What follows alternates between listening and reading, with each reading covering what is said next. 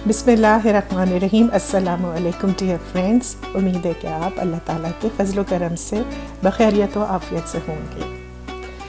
माशाल्लाह रमज़ानुल मुबारक की आमद है और जुमेरात से हमारे यहाँ यूके में रोज़ों का आगाज़ हो रहा है।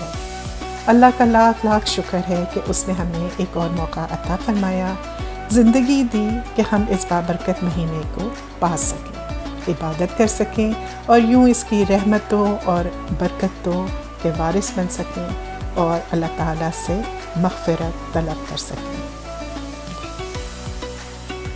आज की वीडियो बनाने का मेरा मकसद ये नहीं कि मैं आपको अपने फ्रीज़र को दिखाऊं कि मैंने कितने समोसे बनाए, कितने पकोड़े बनाए, स्प्रिंग रोल बनाए, चटनियाँ तरह तरह की बना के फ्रीज़ की, या अपने घर को किन किन चीज़ों से सजाया है। मेरे अपने ज़ाती नज़रिए के मुताबिक ये सब चीज़ें फ़ुज़ूल खर्ची और महज नमूद व नुमाइश में शामिल हैं।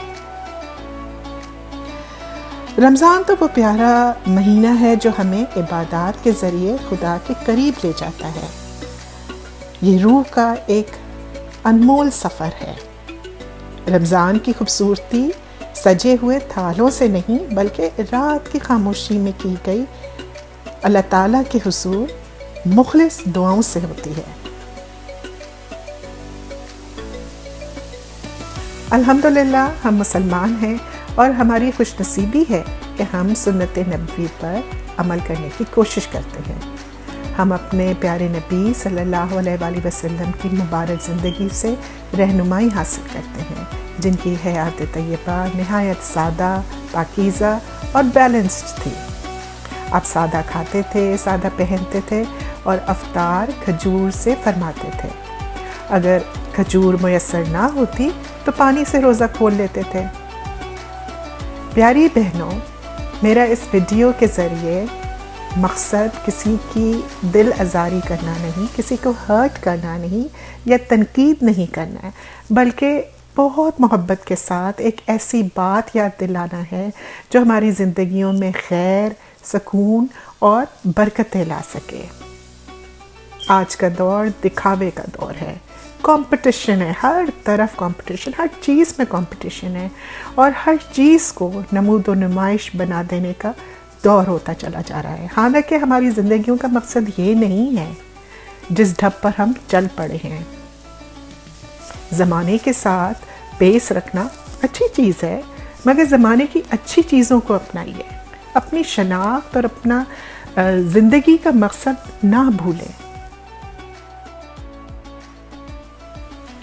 अपने इर्द गिर्द नज़र दौड़ाइए, दुनिया में कितनी गुर्बत, तंगदस्ती और भूख मौजूद है।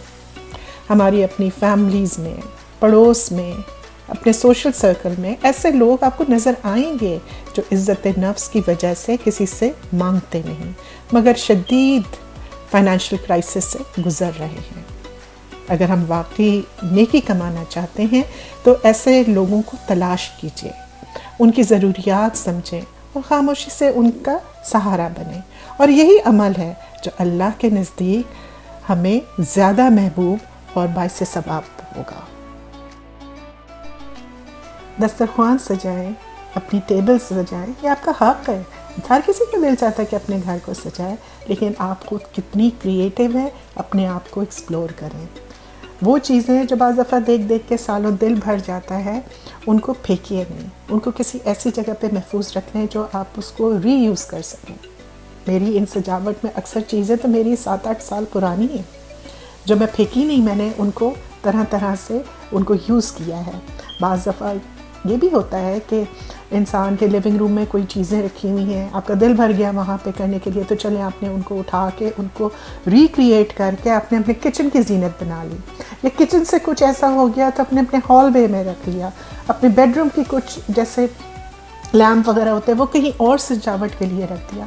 तो इस तरह से आप अपने आप को देखिए, इस तरह सादा रहिए, चीज़ों को आप रिक्रिएट करके उनको सजाएं और खुश होएं, क्योंकि आपका हक़ है अपने घर को सजाना, सबका हक़ होता है, लेकिन सादा तरीके से, अपने ऊपर एक बोझ करके महंगी महंगी चीज़ें लेना और उसके बाद 3-4 दिन के बाद उनको फेंक देना, ये ہمارا دستور نہیں ہے، یہ ہمارا دین ہمیں اس چیز کی اجازت نہیں دیتا، کیونکہ دین ہمیشہ میانہ روی کو اختیار کرنے کے لیے کہتا ہے، یعنی بیچ کا راستہ ہے نا۔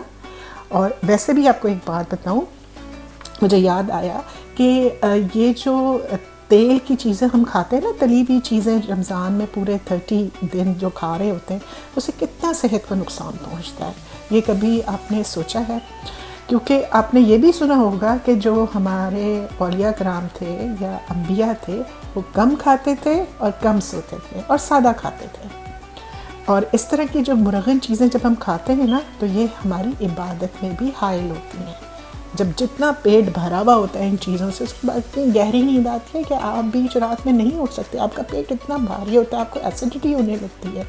ان چیزوں کو مد نظر رکھیں، غور و فکر سے کام لیں، سوچئے کہ یہ چیزیں صحیح ہیں، ہم صحیح سمت میں جا رہے ہیں، یا ہمیں تھوڑی بہت اپنی زندگی کی طور کو، اطوار کو تھوڑا سا امینڈ کرنا ہے۔ اپنے آپ کو پہچاننا کوئی اپنی ویکنس نہیں ہوتی، اپنی اصلاح کرنا کوئی ویکنس نہیں ہوتی، یہ سب سے بڑھ کر طاقت ہوتی ہے کہ اپنی غلطی کو ماننا اور اس کی اصلاح کرنا، ٹھیک ہے نا؟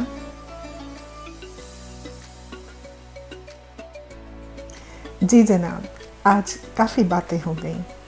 پتہ ہے میں بھی آپ ہی کی جیسی ایک انسان ہوں، کمزور انسان، اور میں بھی کوشش کرتی ہوں کہ اللہ تعالیٰ سے مدد مانگوں، رمضان کی اصل روح کو سمجھوں اور اندھا دھند بغیر سوچے سمجھے زمانے کی روش پہ نہ چلوں جہاں کوئی چیز حاصل نہیں۔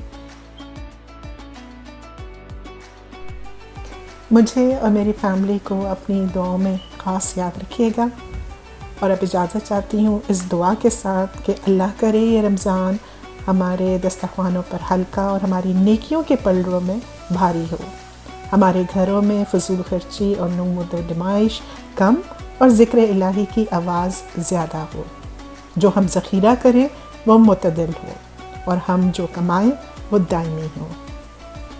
آمین یا رب العالمین۔